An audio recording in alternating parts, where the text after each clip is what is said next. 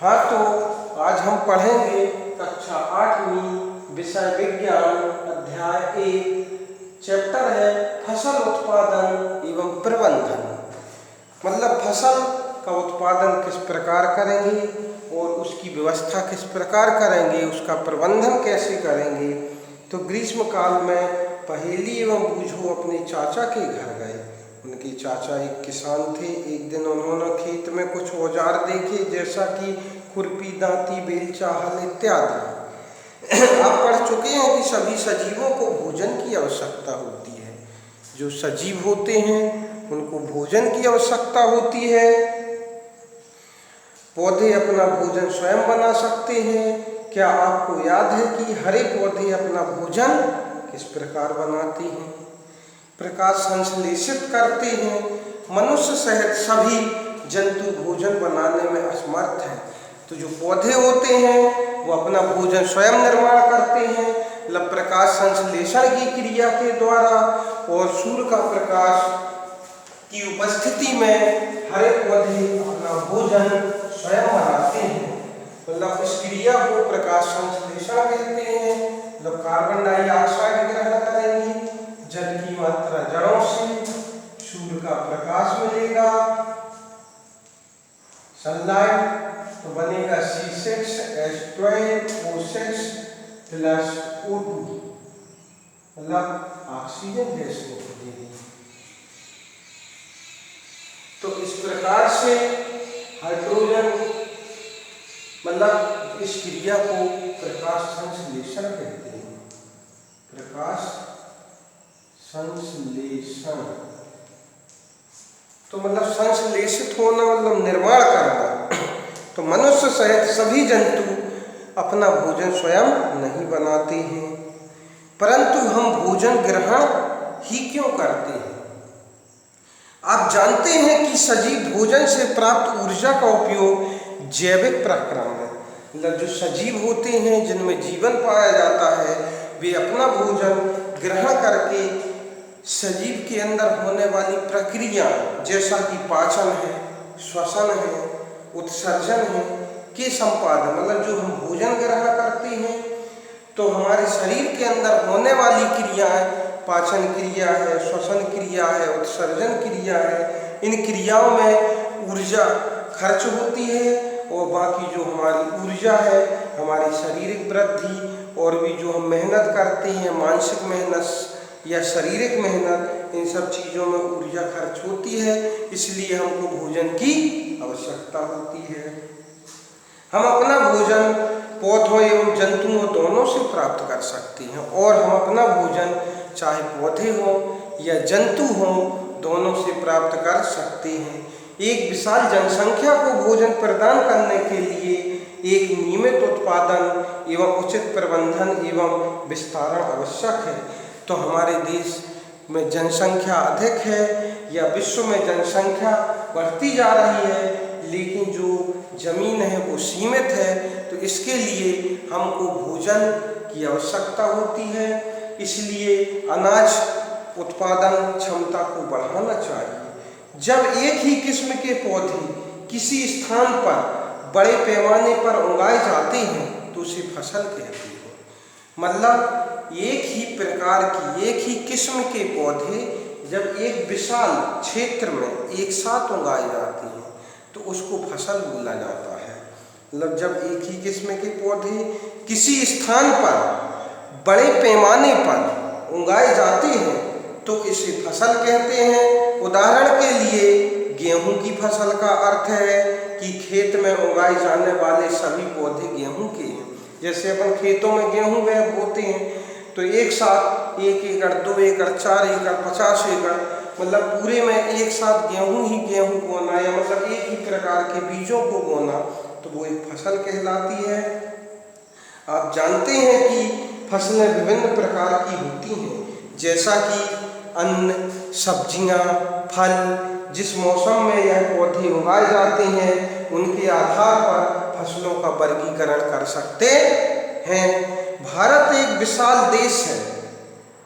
यहाँ ताप, आर्द्रता और वर्षा जैसी जलवायु परिस्थितियाँ एक क्षेत्र से दूसरे क्षेत्र में भिन्न हैं। मतलब हमारे देश एक विशाल देश है, मतलब बड़ा देश है, जहाँ पर तापमान है, आर्द्रता है, वर्षा, मतलब अलग अलग क्षेत्र में अलग अलग प्रकार का तापमान पाया जाता है। कहीं पर बारिश होती है, कहीं पर गर्मी होती है, कहीं पर ठंडी होती है तो अलग भिन्नता पाई गई है हमारे देश में।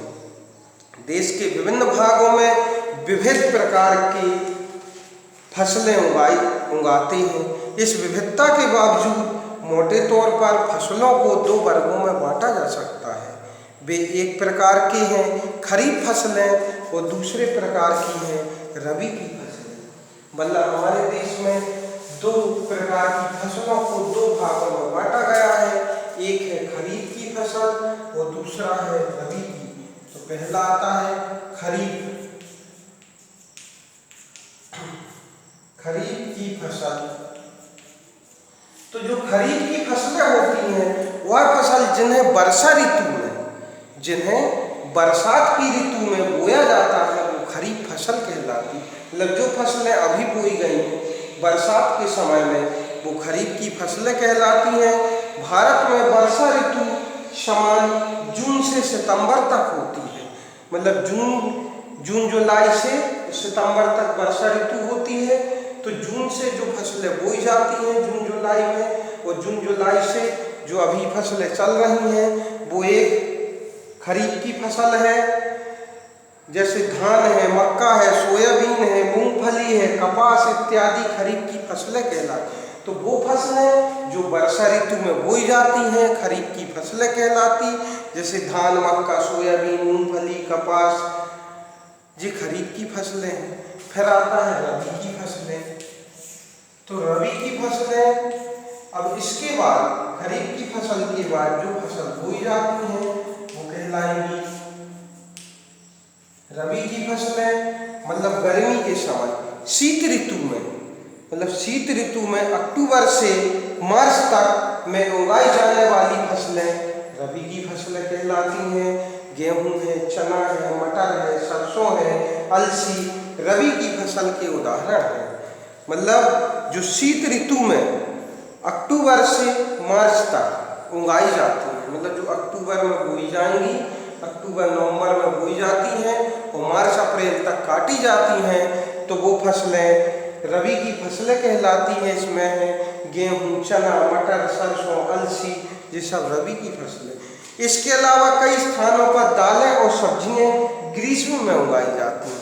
अब ग्रीष्म ऋतु मतलब गर्मी के समय भी अन्य क्षेत्रों में, अलग अलग क्षेत्रों में भी उगाई जाती हैं। तो आधारित फसल पद्धति मतलब फसल उगाने का तरीका। फसल उगाने के लिए किसान को अनेक क्रियाकलाप और समय अवधि में काम करने पड़ते हैं। मतलब फसल उगाने के लिए समय पर कई प्रकार के कार्य किसान को करना पड़ता है। आप देखेंगे कि यह क्रियाकलाप उस प्रकार के हैं जिसका उपयोग माली अथवा आप सजावटी पौधे उगाने के लिए करते हैं। ये क्रियाकलाप अथवा कार्य कृषि पद्धति जो आगे दिए गए हैं। तो फसल उगाने के लिए सबसे पहले हमको इन चरणों से गुजरना पड़ता है। मतलब ये सभी चरण करना पड़ेंगे। सबसे पहले हमको मिट्टी तैयार करना, मिट्टी तैयार करना। तो फसल उगाने के लिए सबसे पहले खेतों पर जुताई करेंगे। हल है, सीड ड्रिल है, ट्रैक्टर के द्वारा, कल्टीवेटर के द्वारा, रैपर के द्वारा, मतलब उससे मिट्टी को तैयार करना। फिर मिट्टी जैसे तैयार हो जाती है तो उसमें बीजों को बोया जाता है, जिसको बुआई कहते हैं। तो बोनी करते हैं, खेतों में बीजों को डालना। फिर उसके बाद आता है खाद एवं उर्वरक, खाद एवं उर्वरक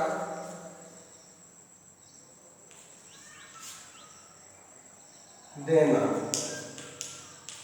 मतलब खेतों में खाद या उर्वरक जो भी रासायनिक खाद है, देसी खाद है, उसको खेतों में डालना। फिर इसके बाद आता है सिंचाई, अगला चरण जो रहता है सिंचाई करना,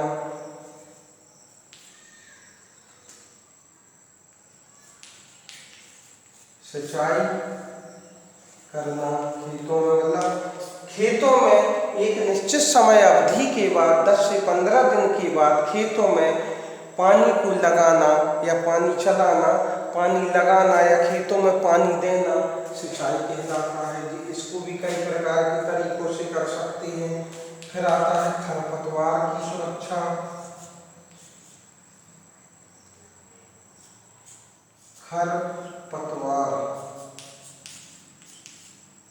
खरपतवार की सुरक्षा।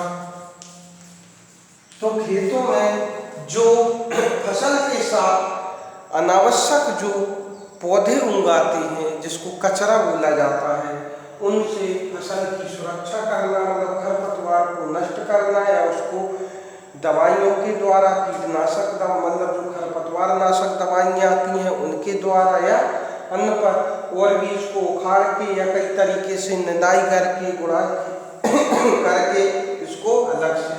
फिर उसके बाद फसल को, जैसे फसल तैयार हो जाती है तो उसकी कटाई की जाती है। तो अगला चरण आता है कटाई।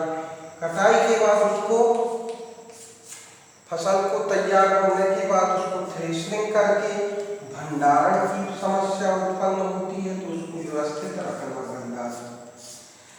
तो खेतों में फसलों को बोना और बोने से लिए, मतलब फसल तैयार करने के लिए इन चरणों से गुजरना पड़ता है। तो सबसे पहले मिट्टी तैयार करना।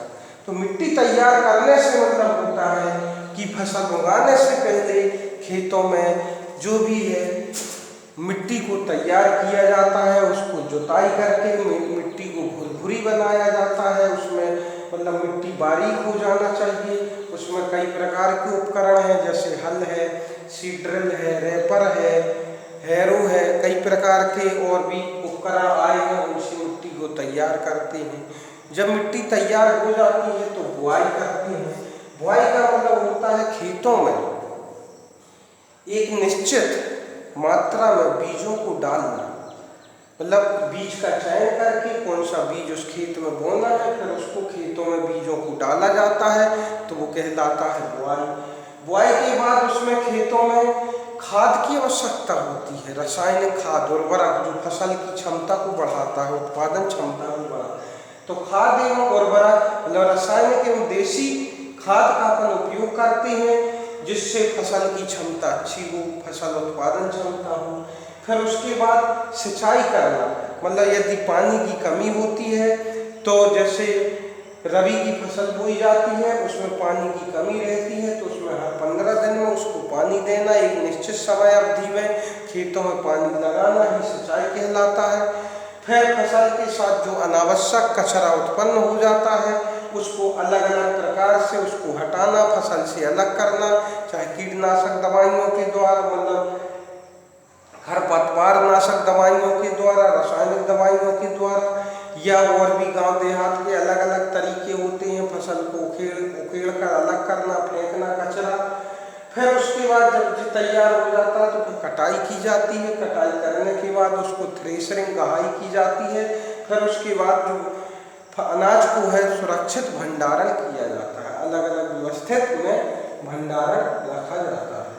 इस प्रकार से हम फसल को तैयार कर सकते हैं और इसके लिए आगे फिर कल पढ़ेंगे, और सभी को इस वीडियो को ध्यान से देखना है और इसको पढ़ना है। फिर आगे बताएंगे इसके आगे कल।